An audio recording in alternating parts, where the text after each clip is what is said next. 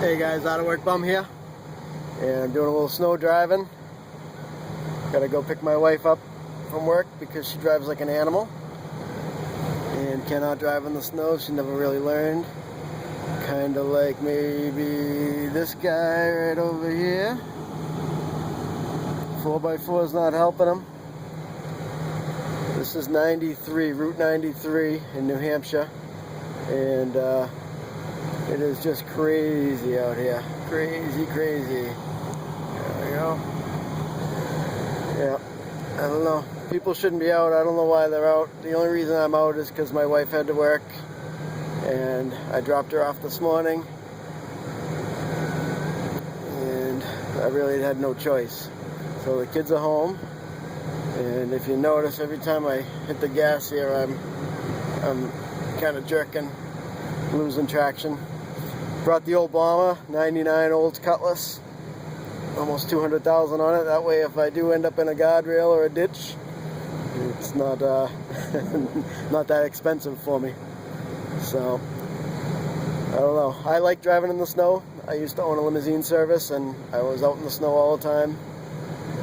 I've driven miles and miles and miles. As a kid, I used to go out every time it started snowing. For the first snow of the year, I'd go out to a parking lot and do some donuts and slide around, and I believe that helped me learn how to handle a car, what it feels like when a car is sliding. Let's see, plow trucks up there ahead, and get a feel of what it's like, you know, so you're not caught off guard. So I'm probably going about 30, 35. The plow's coming.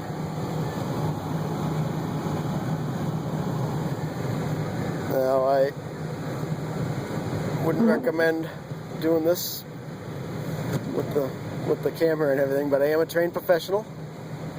I used to be a professional driver, and I drove diplomats and all kinds of people, so I definitely know how to drive. The biggest thing is, if you'll notice the amount of distance that I'm leaving between me and that truck in front of me, there is no need for me to be any closer than this.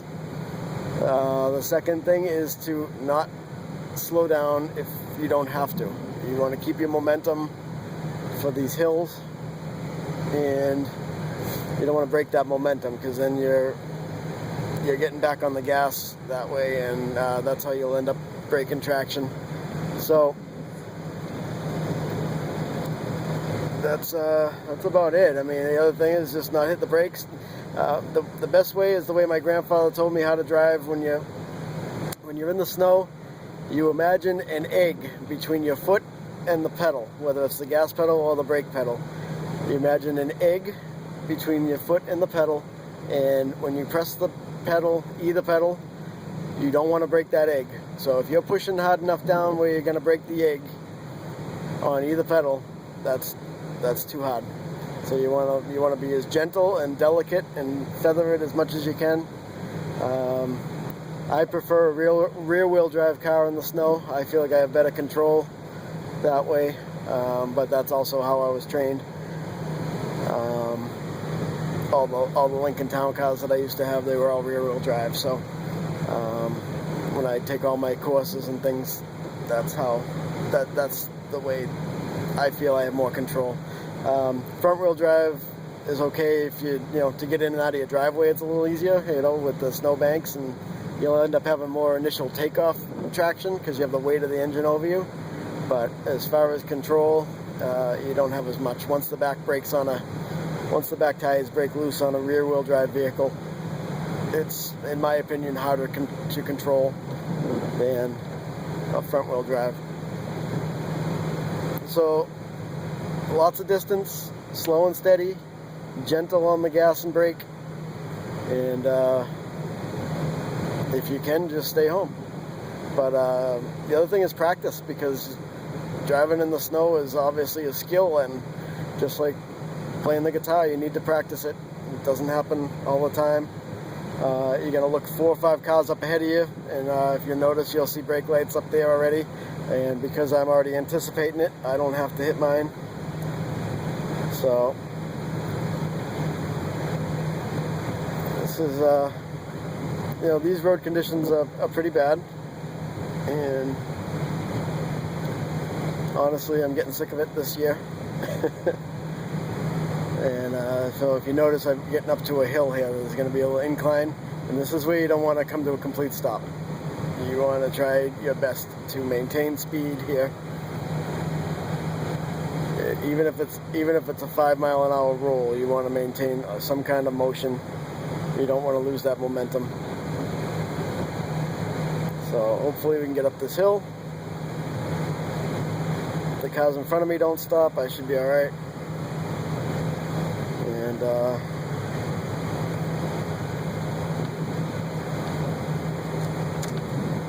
we'll see what happens.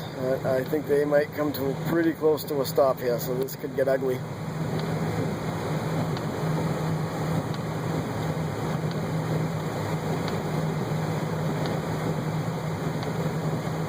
See, you just want to keep it just keep it moving. That's the biggest thing. Some kind of motion.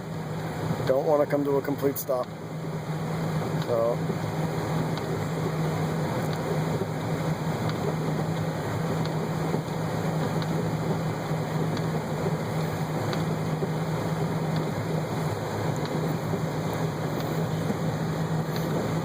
so far so good. And we're almost at the crest. And we should be okay now. But by leaving that amount of space between you and the car in front of you, you can avoid having to slow down too much to the point where you can't do anything else about it. I'm also always anticipating my mirrors. I'm always looking in the mirrors. I know where the cars around me are at all times, to both sides and behind me. Sometimes I'll just flick the lights on the brakes just to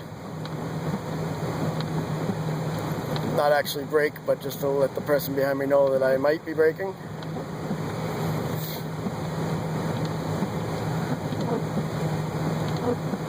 And it's going to be slow and steady the rest of the way. It looks like I've got about 10 more miles of this to go before I get to where my wife is working today. And as much of a pain in the neck this is, I'm sure it is saving me a lot of aggravation of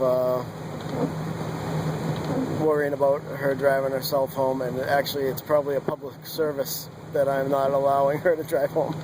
She's that bad. So if you have a wife like mine and you can drive in the snow, try to do it if you can.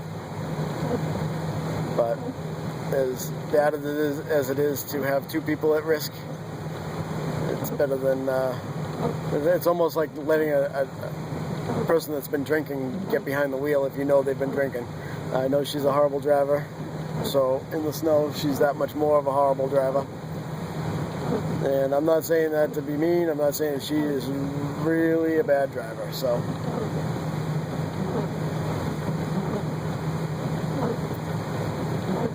but a little while longer and I should be okay, as long as the people around me don't do anything too stupid. Alright guys, I'll talk to you later. Thanks for watching.